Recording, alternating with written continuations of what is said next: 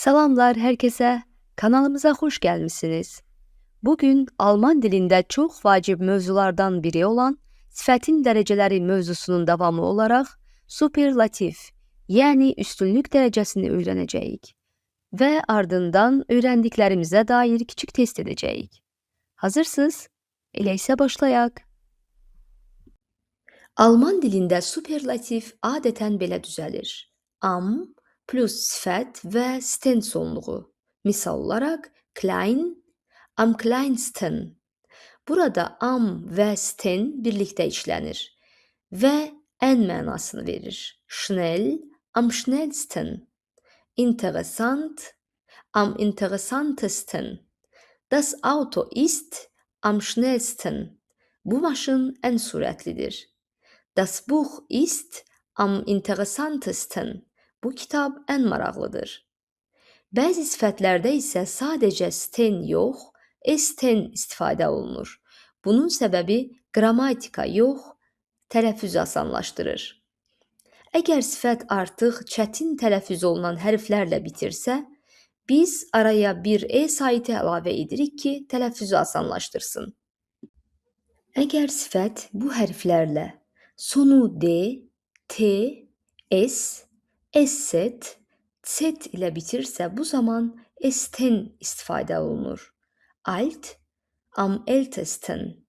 Heiß, am heißesten. Groß sözündə də sonu s-setlə bitir. Am größten dedikdə esten yox, ten əlavə edirik. Biz hər sifədə avtomatik esten əlavə etmirik. Bu yalnız tələffüzü çətin olduqda istifadə olunur. Burada größten demək rahatdır. Əlavə e-yə ehtiyac yoxdur. S-set 2 s-i əvəz etdiyi üçün sten yox, sadəcə ten əlavə olunur. Bəzi sifətlərdə komparativdə olduğu kimi sait dəyişir. Alt, älter, am ältesten. Groß, größer, am größten. Superlatif formasında, yəni həm umlaut, həm də sten əlavə olunur. Alman dilində bəzi sifətlər var ki, onlar nə komparativdə, nə də superlativdə normal qaydaya uyğun gəlmir. Bu sifətlərə qeyri-müntəzəm sifətlər deyilir. Belə ki, bu sifətlər tamamilə dəyişir. 3 vacib sifətimiz bunlardır. Gut, yaxşı, besser, daha yaxşı, am besten, ən yaxşı. Dieses Restaurant ist am besten. Bu restoran ən yaxşısıdır. Viel, çox, mehr, daha çox, am meisten, ən çox. Er hat am meisten Geld. Onun ən çox pulu var. Gern, xoşlamaq, lieber, daha üstün tutmaq, am liebsten, ən çox xoşlamaq. Ich trinke am liebsten Tee. Mən ən çox çay içməyi xoşlayıram. Belə ki, bu sözlər qaydaya tabe deyil.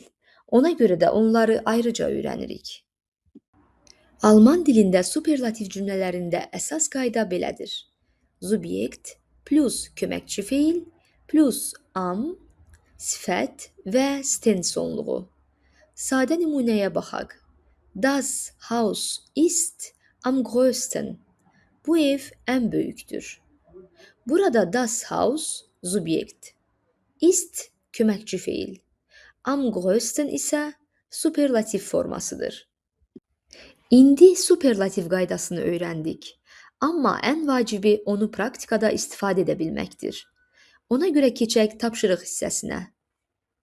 Birinci sualımız belədir. Dieses Hotel ist... in der Stadt.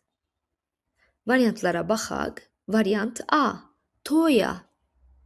Variant B, teurer. Variant C, am teuersten.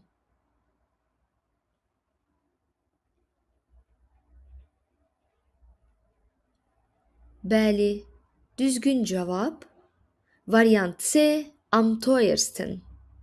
Gəlin bu suala baxaq. Dieses Hotel ist...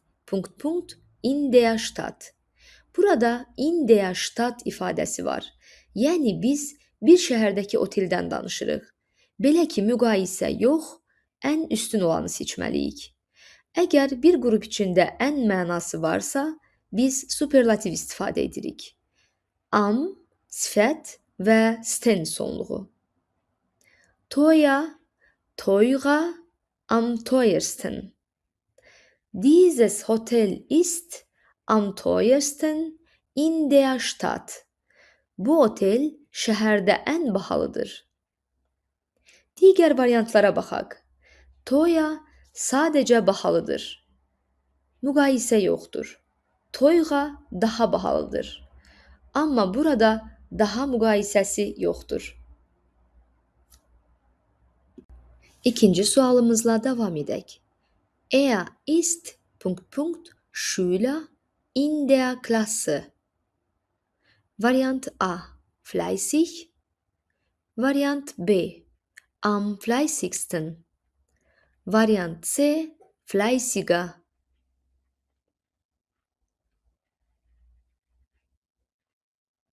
Bəli, variant B. Am fleißigsten. Burada in der Klasse ifadəsi var. Yəni biz bir sinifdən danışırıq. Burada məqsəd ən çalışqan şagird kimdir, onu deməkdir. Əgər cümlədə ən mənası varsa, biz superlativ istifadə edirik. Er ist am fleißigsten Schüler in der Klasse. O, sinifdə ən çalışqan şagirddir. Fleißig, çalışqan. Fleißiger, daha çalışqan deməkdir. Üçüncü sualımız belə olacaq. Dieser Weg ist ... von allen. Variantlara baxaq. Variant A. Kurz. Variant B. Kürzer. Variant C. Am kürzesten. Düzgün cavab variant C. Am kürzesten. Gəlin bu suala baxaq. Dieser Weg ist ... von allen. Burada von allen ifadəsi var. Bu o deməkdir ki, biz bir neçə yolun hamısından danışırıq.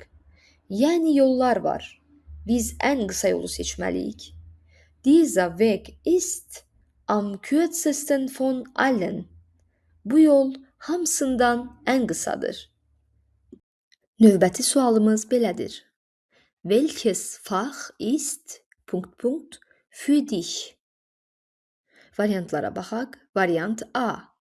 Am schwersten. Variant B. Schwer. Variant C. Schwere.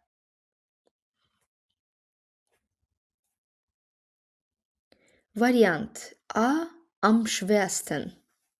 Burada für dich ifadəsi var. Yəni sənin üçün deməkdir.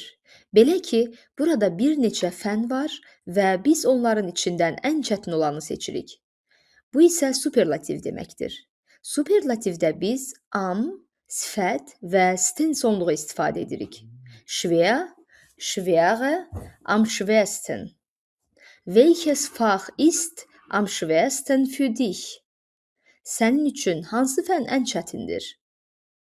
Schwer sadəcə çətin, schwere daha çətin deməkdir.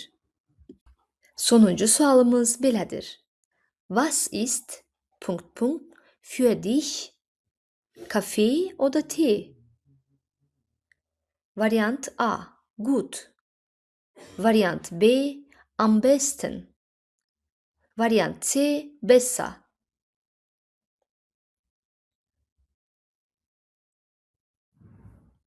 Düzgün cavab variant B. Am besten. Gəlin son suala baxaq. Was ist für dich Kaffee oder Tee? Burada seçməli olduğumuz iki variant var. Kofe və çay. Ancaq məqsəd sadəcə müqayisə yox, ən yaxşı olanı seçməkdir. Yəni sual əslində belədir. Sənin üçün ən yaxşısı hansıdır? Bu isə superlativ formasıdır. Good, yaxşı. Besser, daha yaxşı. Am besten, ən yaxşı deməkdir. Bu sifət qeyri-müntəzəmdir və ayrıca yadda saxlanılmalıdır. Was ist am besten für dich? Kaffee oder Tee? Sənin üçün ən yaxşısı hansıdır? Kofe yoxsa çay? Bəs sizin üçün hansı ən yaxşıdır? Kofe yoxsa çay? Şərhlərdə yazın. Beləliklə, bugün superlativ mövzusunu öyrəndik. Ümid edirəm ki, bugünkü dərsimiz sizlər üçün faydalı olmuşdur. Əgər sualınız olarsa, rəylər bölməsində yaza bilərsiniz. Məmnuniyyətlə cavablandıracağam. Növbəti dərsimizdə isə Hauptsätze verbinden, yəni sadə cümlələri necə birləşdirdiyimizi öyrənəcəyik. Beləliklə, bugünkü dərsimizin də sonuna gəldik. Buraya qədər məni dinləyən hər kəsə sonsuz təşəkkürlər. Növbəti dərslərimizdə görüşmək ümidi ilə. Tschüss, bis bald.